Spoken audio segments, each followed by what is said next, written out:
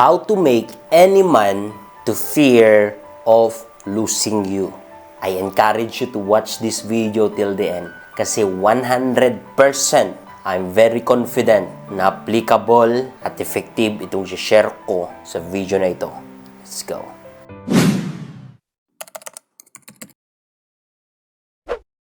Okay, number 1. Kung gusto mo nga ba talaga na matakot siya or ayaw niya na mawala ka sa kanyang buhay, in a way na kapag merong naglalandi sa kanya, ay hindi pwede. Na ipagpapalit ka niya, hindi pwede. Malaki yung part sa kanya na ilalaban niya yung pagmamahal niya sa'yo kasi ayaw niyang mawala ka sa kanyang buhay. And hindi yun imposible mangyari. Mangyayari yun sa oras na ito kapag i-apply nyo itong malalaman nyo sa video na ito. Proceed na tayo sa number 1 ay don't fear of losing him. Most of the time, kung ano yung kinatatakutan mo, yun yung mangyayari. Ganito kasi ang katotohanan. Marami sa inyo yung natatakot na mawala or iiwan ka ng partner, but that is why nagiging praning ka. That is why nagiging selosa ka. That is why pinipigilan mo o pinagbabawalan mo siya na gawin yung mga bagay na gusto niya or lumabas or mag-enjoy sa buhay or sumama sa ibang tao, kaya siya nasasakal. Kasi nga, natatakot ka na baka makahanap siya ng iba or, kunting away lang is that, especially kapag kasalanan niya. Ako na, makipag-usap ako. Of course, there's nothing wrong with that. But kapag kasalanan niya, allow him to realize na kasalanan niya para matuto siya. Pero yung idea kasi, yung inside nyo, natatakot kayo na baka magkabali ako ng konti. Pagpapalit na niya ako. Iiwan na niya ako. Baka may mas higit sa akin na baka siya yung pipiliin niya. Ganito kasi, most of the time, kung ano yung kinatatakutan ninyo, yun yung nangyayari. Yun yung mangyayari. Ganito. Ganyan ang nangyayari. At ito pa, the more ka na natatakot na mawala siya sa buhay mo, the more na gusto niyang mawala ka sa kanyang buhay. Yun ang katotohanan. Ay ganito kasi, kapag ganon niya na gusto mo, kontrolado mo lahat ng kanyang galaw, lahat ng kanyang pupuntahan, masasakal yan, ang tendency nito, gusto niyang makawala. Sino ba naman kasi ang gustong may kulong? Talagang maghahanap na siya ng iba. Kasi sobrang toxic mo. Yun yung mangyayari, yung kinatatakutan mo. That is why, please, I encourage you that wag kang matakot na mawala siya sa kanyang buhay. Hindi ko sinasabing hindi mo siya mahalin. Of course, mahalin mo siya. Pero wag kang matakot na mawala siya sa iyong buhay para maiwasan ang gulo, ang pagiging toxic, at maiwasan na mag-manifest kung ano man yung iniisip mo. At the same time, ikaw yung mas magkaroon ng freedom sa isip, sa puso. The Bible says, fear the Lord your God. Siya lang, thousands or million times na nabanggit sa Bible. And I say millions, ginawa ko lang na exaggerated. Kasi ang point ko dito, there are a lot of times na sinabi niya that fear the Lord your God and fear not your enemy. Fear not anyone in this earth. Kasi si Lord, the more ka na natatakot na mawala siya sa buhay mo, hindi talaga siya mawawala sa'yo. Siya lang yon. Siya lang yung sinabi sa Bible na katakutan. No one else. Sabi nga niya sa Bible, ano ba ang magagawa ng tao sa'yo? Anong point natin dito? Never live in fear. In fear.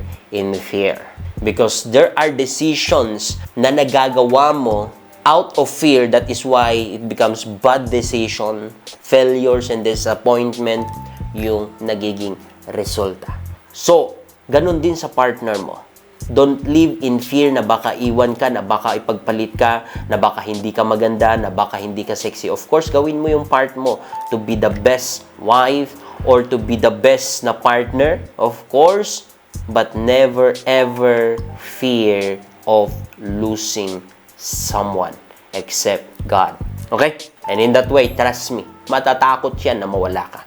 Like I said a while ago, the more na hindi ka natatakot na mawala ang isang lalaki sa buhay mo, the more siya na natatakot na mawala ka. But in a way that you show your love sa kanya. Okay, number 2 na dapat mong gawin is that to love yourself first before loving your partner. Because marami sa inyo ang pumapasok sa relationship seeking ng mga tao na magmamahal sa kanila. Ni hindi nila alam, ni hindi ninyo alam na ang pinaka number one na magmamahal sa'yo except God is you. Ikaw. Wala nang iba. And you cannot love someone kung hindi mo pa minahal ang sarili mo. Ganito, kasimple. Paano ka magbibigay ng pera sa ibang tao kung wala kang pera? Ganon sila sa love. Paano ka magbibigay ng pagmamahal sa ibang tao kung hindi mo pa minahal ang sarili mo kung walang pagmamahal sa'yo? So, unang-una sa lahat, mahalin mo ang sarili mo bago ka magmahal ng iba, bago ka pumasok sa relationship. Because the Bible says, love your neighbor as you love yourself. Unahin mo na mahalin ang sarili mo. Hindi naman niya sinabi na, love yourself as you love your neighbor.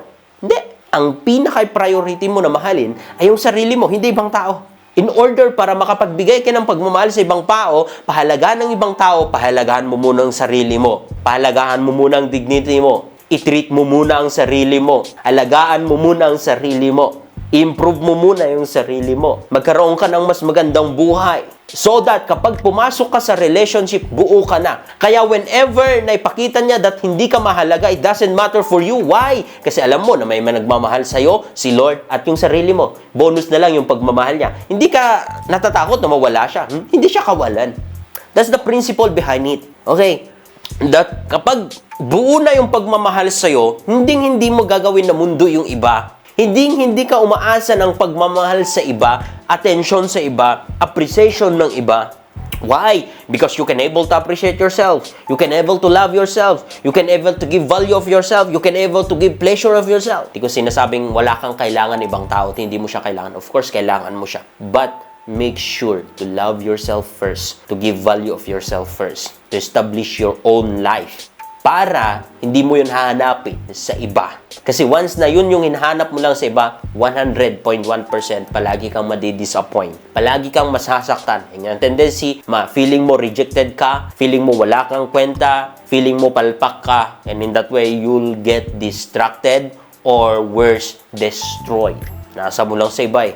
That is why I encourage you to love yourself first. Okay? In that way, kapag ang isang lalaki nakita niya na ikaw, ang babae na alam mahalin ang sarili, may dignity, may kwenta sa buhay, may halaga sa buhay, may direksyon, may goal, at may narating sa buhay, he will value you. Matatakot siya na mawala ka sa kanyang buhay. Imagine, kapag ako ang lalaki na hanapan ko ng perfect na babae para sa akin, bakit pa ako maghanap ng iba? Bakit pa ako titingin ng iba? Ay, ayaw ko yun. Nakita ko na yun sa'yo. That is why, learn to love yourself first. Okay, number 3. At ito ang pinakamahalaga sa lahat. Pagkatapos mong minahal ang sarili mo, make sure to show your love, respect, and honor sa partner mo. Because, imagine, ang isang lalaki is that mag-i-stay naman sa mga babae na alam siyang irespeto, alam siyang mahalin, alam siyang i-honor, at alam mang-appreciate ng kung anong nagagawa niya. Kasi most of the time, ang lalaki, dahil provider, minsan hindi ninyo nakikita ang kanyang ginagawa. Mostly, gustong-gusto nyo, kayo yung nakikita. Ang katotohanan nito, the more mo na ina-appreciate ang isang lalaki sa mga bagay na ginagawa niya, mas gagalingan pa yan para ipakita sa'yo that, see, I did it again, and again, and again, and again.